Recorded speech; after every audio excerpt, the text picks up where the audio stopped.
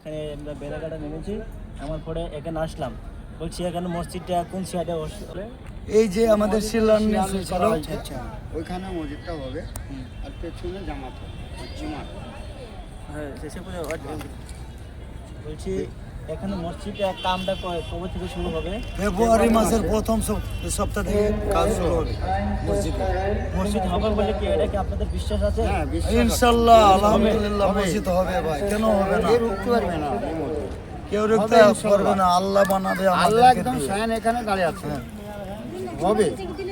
কে রুখতে পারবে? কেন এই যে এত দান দেন আমরা পাচ্ছি, আমরা মসজিদ করবো বলেই তো এগুলো করছি। আচ্ছা, এগুলো লোক এগুলো ইট কি নিজের পয়সাতে কেনা হয়েছে না? লোক না না, এগুলো সব দান, লোকে এসব দিয়ে দান গেছে, করছে। দান করেছে, দানের। দুটো চারটে এগুলো এক তো গাড়ি, অল্প দু গাড়ি, ইট তিন আছে, গাড়ি।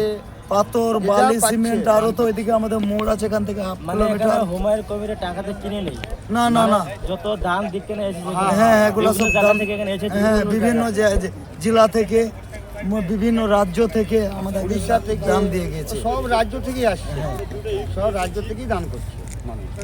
ঠিক আছে, ভালো লাগছে আপনাদের সাথে কথা বলে।